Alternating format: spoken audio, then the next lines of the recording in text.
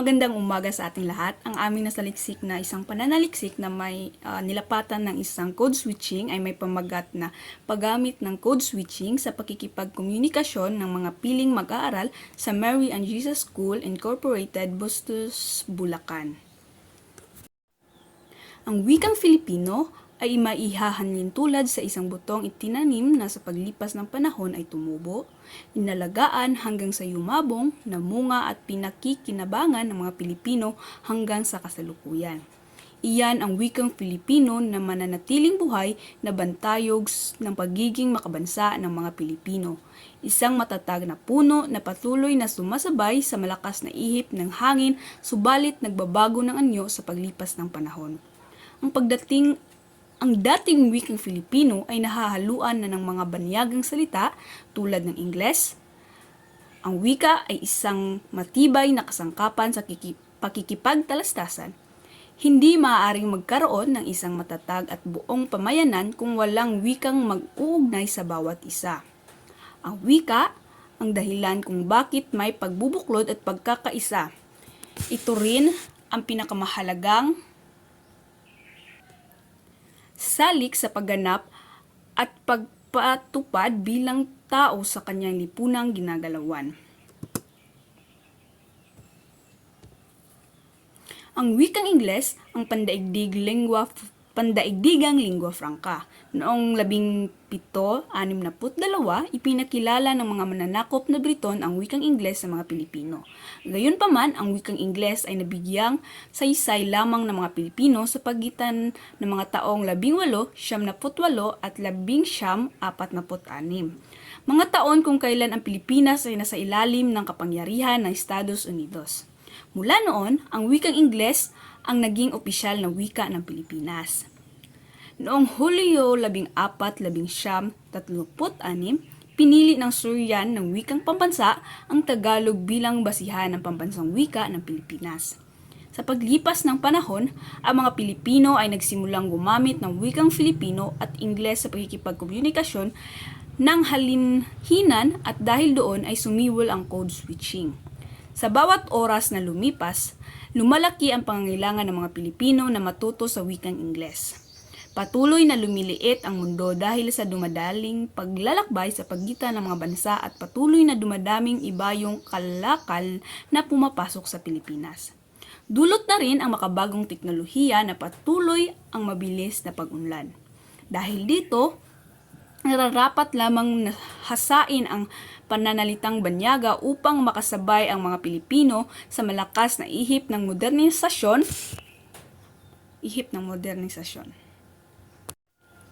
Gayunpaman, sa konteksto ng lumiliit na mundo at ng lumalagong ibayong kalakal, higit na mahalaga pa ring pagyamanin ang kaalaman sa wikang Filipino. Tumitingkadang pangangailangang maging sanay ang bawat Pilipino sa sariling wika hindi lamang upang makipag-ugnayan gamit ang wikang Filipino, ngunit dahil ang wikang Filipino ang sisidlan ng mga pagpapahalaga, kasaysayan at kulturang Pilipinong mga bagay na kahit kailanman ay hindi mananakaw ninuman. Kung ang isang Pilipino ay makikisalamuha sa ibang lahi at kultura, ang kanyang pagpapakilala sa sarili at sa bayan ay maiayon sa mga ito. Sa bagong sitwasyon ng wikang Filipino, ang mga nabibilang sa nakakabatang henerasyon ay hindi lubusang sinasanay ang paggamit ng pang-akademikong Filipino at Ingles. Sa halip, ang mga Pilipino sa pagkalahatan ay marunong gumamit ng street Filipino na siya nilang natutuhan sa media at hindi sa pang-akademikong Filipino na natutunan sa paaralan. Hindi lubos na naintindihan ng mga Pilipino ang pang-akademikong Filipino sapagkat karamihan sa mga guro ay hindi komportable sa paggamit ng wikang Filipino lamang bilang medyum sa pagtuturo. Dahil na rin sa kakulangan ng mga aklat at babasahing Filipino, ang pag-aaral sa pang-akademikong Filipino ay nagiging kasing hirap ng pag-aaral sa pang-akademikong Ingles. Hindi maipagkakaila ng mga Pilipino na kahit saan man sila magpunta, hindi maiiwasang gumamit ng code switching at mahantad sa paggamit ng code switching. Ang mga Pilipino ay mahilig sa pakikipagkapwa. Ang paggamit ng Filipino ay hindi sapat sa mga interpersonal na pakikisalamuha, kaya't inahalili ang paggamit ng Taglish na siyang taliwas sa itinuturong Filipino sa paaralan. Gayunpaman, ang paglaganap ng Taglish ay iniwasan ng wikang Filipino na mapalitan ng wikang Ingles bilang gamiting wika sa pakikipagkomunikasyon sapagkat ang pang-akademikong Filipino at Ingles pa din ang ginagamit sa pagsagot ng mga pagsusulit sa paaralan at paghanap ng trabaho. Mula sa mga impormasyong nabanggit, masasabing laganap ang mga code switching laganap na nga ang code switching o pagpapalit koda at ito ang nagtulak sa mga mananaliksik upang pag-aralan ang code switching sapagkat karamihan sa mga Pilipino ngayon ay hindi alam kung ano ang ibig sabihin ng code switching, kahit ito ay madalas nilang gamitin sa pakikipagkomunikasyon. Isa itong paksa na kailangang saliksikin at ipaalam sa mga Pilipino kung ano ang tungkulin nito sa kanilang mga buhay at sa mundong kanilang ginagalawan. Binanggit sa isang artikulo sa Manila Bulletin noong taong 2006 na ang paggamit ng Taglish ang pinakagamiting uri ng code switching sa Pilipinas ay nangangahulugang may kakulangan sa kasanayan ng isang individual sa paggamit ng Tagalog at Ingles sa isang kumpletong diskurso o hindi kaya ay parehong magaling ang isang individual sa dalawang wika ngunit gumagamit ng code switching upang mahasa ang komunikatibong kahusayan. Ngayon ay dadako tayo sa layunin ng pananaliksik. Sa pag-aaral na ito, layunin ng mga mananaliksik na mapagtagumpayan ang mga sumusunod na layunin nang sa gayon ay magiging kapaki-pakinabang ang naturang pag-aaral. Una, ipaalam sa mga mag-aaral ng Mary and Jesus School Incorporated sa Bustos, Bulacan kung ano ang ibig sabihin ng code switching at ang mga kaugnay nitong impormasyon upang kanilang mapagtanto kung ano ang tungkulin nito sa kanilang mga buhay at sa wikang Filipino. Pangalawa, mapatunayan ang mga nakaraang pag-aaral patungkol sa code switching gamit ang mga datos na nakalap sa mga kalahok ng pananaliksik at mapalawak ang kaalaman patungkol sa code switching at iba pang mga araling pangwika. Pangatlo, mabigyan ng karampatang interpretasyon ang lahat ng mga datos na malilikom mula sa mga tagatugon nang sa gayon ay maging makatotohanan ang mga kasagutang makukuha sa pananaliksik. At ang pang-apat, mabibigyan ng maayos at malinaw na kasagutan ang mga suliranin sa pag-aaral na ito na siyang magiging makabuluhan sa kaalaman ng nakakarami. At ngayon ay dadako tayo sa batayang theoretical na ginamit sa pananaliksik.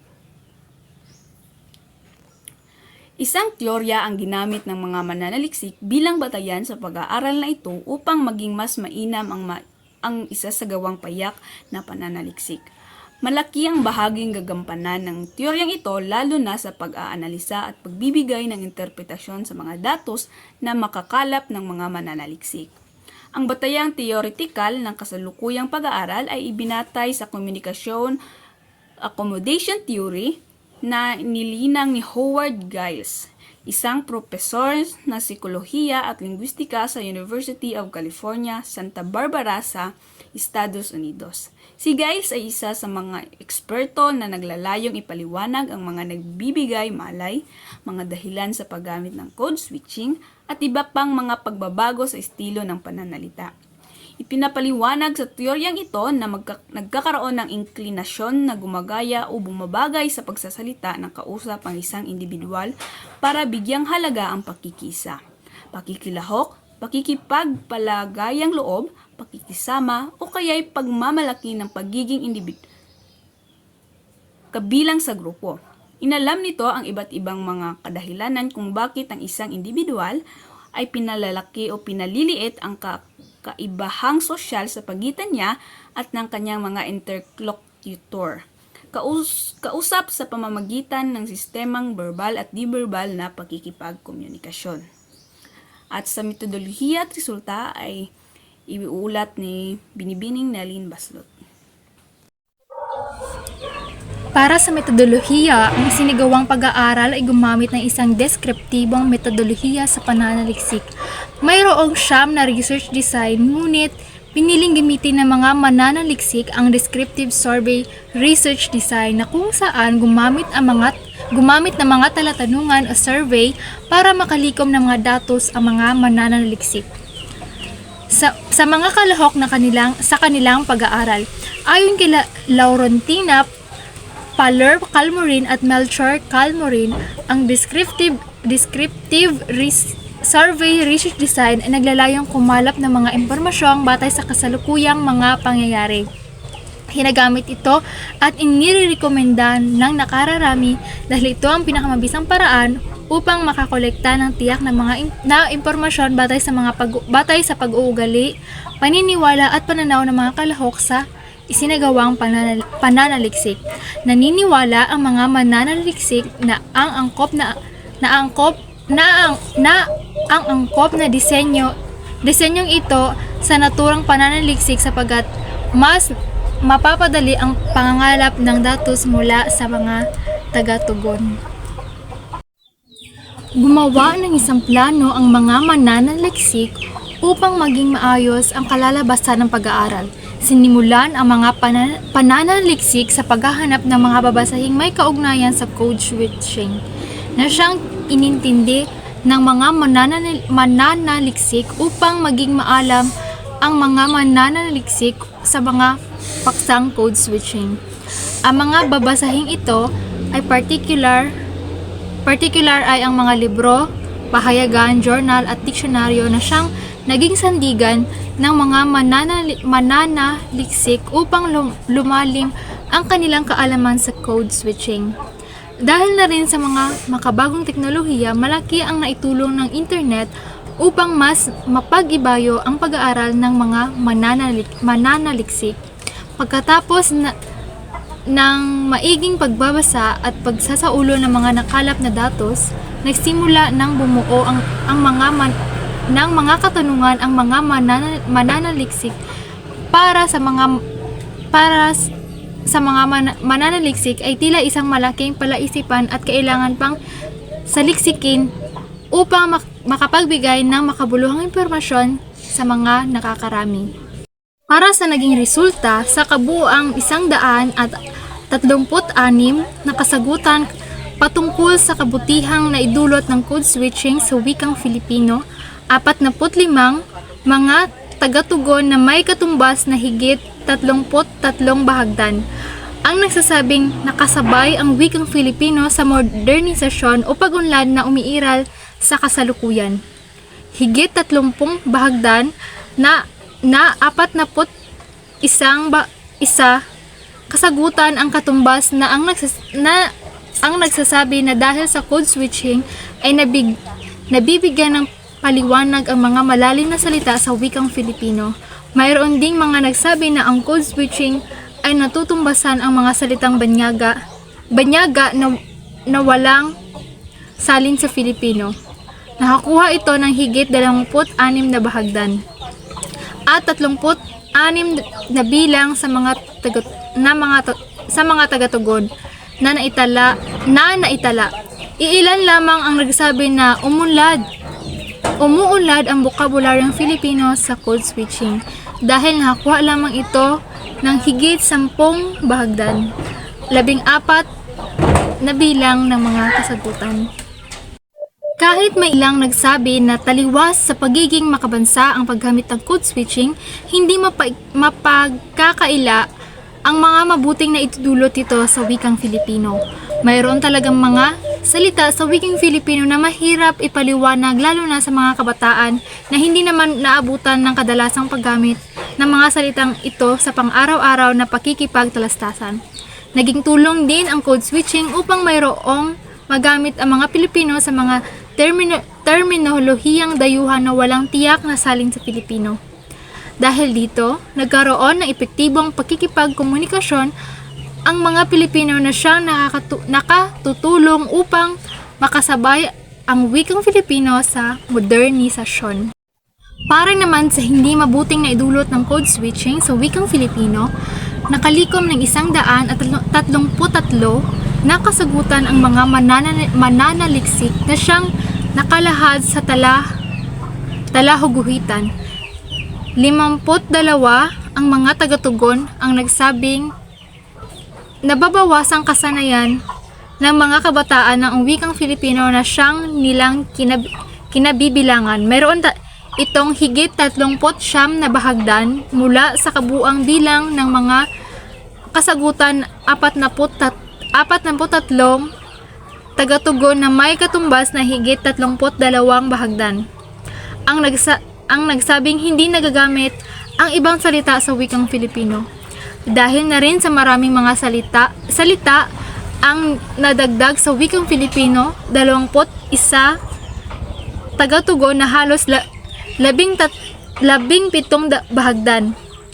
Ang katumbas ang nakapagsabi na tuluyang nagbago ang wikang Filipino. Mayroon ding mga tagatugon na nagsabi na dahil sa code switching, nahahaluan ng colonial mentality o utak ng kolonyal ang mga gumagamit ng wikang Filipino. Nagtamo lamang ito ng higit 12 bahagdan o 16 na tagatugon mula sa kabuang bilang ng mga kasagutang na itala.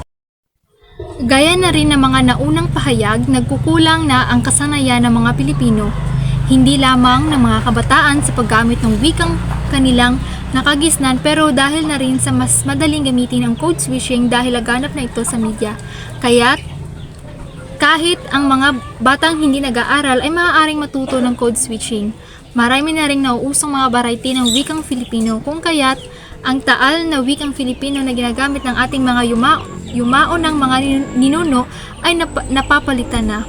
Ito ang nagiging dahilan para hindi na magamit ang ilang salita sa wikang Filipino na siyang ikinamatay nito. Mayroon ding posibilidad na mas tangkilikin ng ilang mga Pilipino ang mga produktong dayuhan dahil na din sa nababawasan na ang kanilang pagiging makabayan. Para sa huling katanungan sa talatanungan, 3 bar graphs ang inilahad ng mga mananaliksik, mga mambabasa at mabigyan ng maayos na interpretasyon ng mga mananaliksik ang mga datos na kanilang nalikom. Ang mga unang talangguhitay para sa resulta ng tanong na kung sa palagay ba ng mga tagatugon ay dapat pang ipagpatuloy ang paggamit ng code switching sa mga susunod na henerasyon. Ang ikalawang talaguhitan ay para naman sa mga kadahilanan ng mga tagatugon na sumagot na oo patungkol sa katanungan at na huli ay inilaan para sa mga hindi sumang-ayon sa katanungan.